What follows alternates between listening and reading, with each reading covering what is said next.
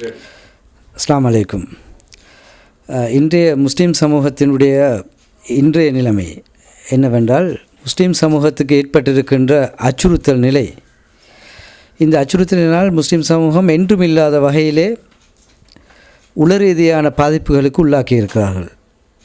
இந்த உளரீதியான பாதிப்பு எந்த வகையில் என்றால், வியாபார ஸ்தலங்களில், பாடசாலைகளில், அலுவலகங்களில் முஸ்லீம்கள் எங்கெங்கெல்லாம் பெரும்பான்மை சமூகத்தை சம்பந்தப்பட்டிருக்கிறார்களோ அந்த இடங்களிலெல்லாம் முஸ்லீம் சமூகம் உளரீதியான பாதிப்புக்கு உள்ளாக்கப்படுகிறார்கள். இதற்கு என்ன காரணம் என்று பார்க்கின்ற போது, அண்மையிலே நடந்த ஒரு சம்பவத்தை பார்க்கின்ற போது, கண்டியிலே நோ லிமிட்டுக்கு 2 பேர் பொருட்களை வாங்க 2 பெண்கள் சென்றிருந்த போது ஒருவர் திரிவிலே வந்து அந்த பெண்ணிடம், இனிமேல் இந்த கடைக்கு வந்தால் முட்டையினால் தாக்குவோம் என்று அச்சுறுத்தி விட்டு சென்றிருக்கிறார். அதே பெண் முஸ்லீம் சகோதரியிடம் வந்து சொல்லி, நாங்கள் எப்போதும் இந்த கடைக்கு தான் வந்து வாங்குவோம், ஆனால் இனிமேல் எங்களுக்கு வருவதற்கு பயமாக இருக்கிறது என்று அந்த செய்தியை சொல்லிவிட்டு அவர்கள் சொல்கிறார்கள். இதுபோன்று எங்கெங்கே இடத்திலெல்லாம் முஸ்லீம் சமூகம் சம்பந்தம் வைத்து கொண்டிருக்கிறார்களோ அல்லது அன்றாட வாழ்க்கையை வாழ்ந்து கொண்டிருக்கிறார்களோ அங்கெல்லாம் முஸ்லீம் சமூகத்துக்கு உளரீதியான பாதிப்புகளை ஏற்படுத்துகின்ற நடவடிக்கைகள் அண்மையிலே நடந்து கொண்டிருக்கிறது. உதாரணத்துக்கு சொல்லப்போனால், முஸ்லீம் சமூகம் தமிழ் சமூகத்தை விடவும் உளரீதியான பாதிப்புக்கு உள்ளாகிவிடுமோ, அதாவது கடந்த 30 ஆண்டுகளாக யுத்தத்தில் ஈடுபட்டு பெரும் பாதிப்புக்கு உட்படுத்தப்பட்ட தமிழ் சமூகம் அவர்களுடைய மனநிலை எவ்வாறு இருக்கிறதோ அதைவிட மோசமான மனநிலைக்கு வந்து விடுமோ என்கின்ற ஒரு அச்சம் முஸ்லீம் சமூகத்துக்கு இருக்கிறது.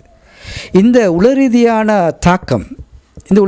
தாக்கத்தில் இருந்து விடுபடுவதற்கு முஸ்லீம் சமூகம் இப்போது எடுக்க வேண்டிய அவசரமான நடவடிக்கை, பெரும்பான்மை சிங்கள சகோதரர்கள் நல்லவர்கள், அவர்கள் பிழையானவர்கள் அல்ல, அவர்கள் நல்லவர்களாக இருக்கின்ற காரணத்தினால்தான் இவ்வளவு விஷம கருத்துக்களை சொல்லியும் விஷ கருத்துக்களை பரப்பியும் எந்தவித தாக்குதலும் செய்யாமல் முஸ்லீம் சமூகத்துக்கு அந்த பெரும்பான்மை இன ஒரு சில சகோதரர்களால் செய்யப்படுகின்ற அச்சுறுத்தல்களை அவர்கள் நம்புவதில்லையா என்கின்ற நிலையிலே இருக்கிறார்கள். இருந்த போதிலும் அவ்வாறு அவர்கள் தாக்குதல்களை நடத்துவதற்கு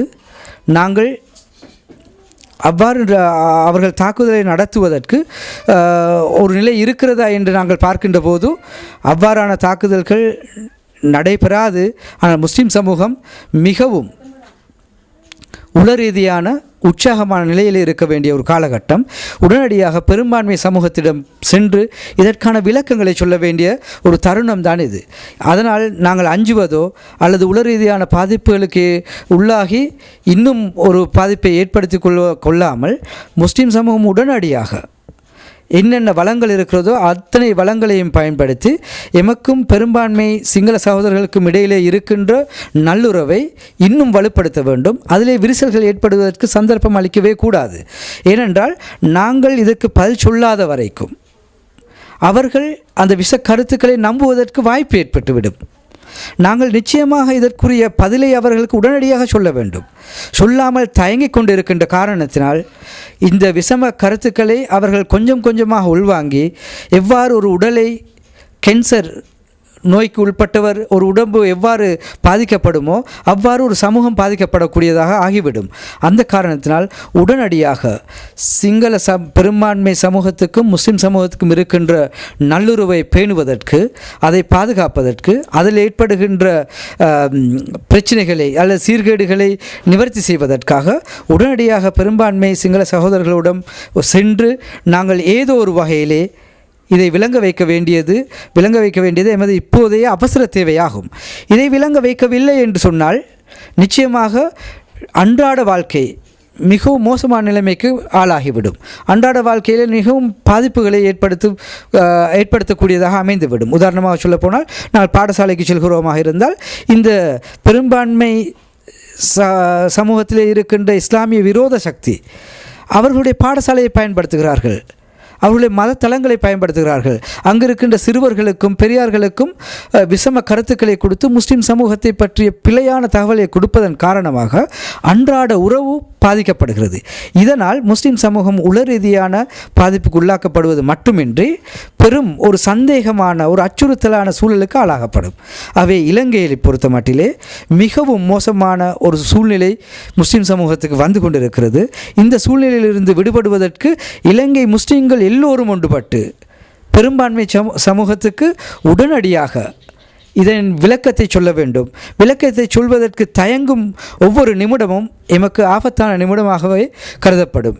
ஆகவே நிச்சயமாக முஸ்லீம்கள் எந்த அச்சுறுத்தலும் இல்லாமல் எந்த பயமும் இல்லாமல் பெரும்பான்மை சமூகம் நல்லவர்கள், அவர்களோடு நாங்கள் போய் கதைக்கலாம். பெரும்பான்மை சமூகத்தில் இருக்கின்ற இப்போது நாங்கள் கதைத்த ஒவ்வொரு தலைவர்களும் ஒவ்வொரு சிறிய பெரும்பான்மை சமூகத்தைச் சேர்ந்த பொதுமக்களும் ஒரு நாளும் எங்களுக்கு எதிராக கதைக்கவில்லை.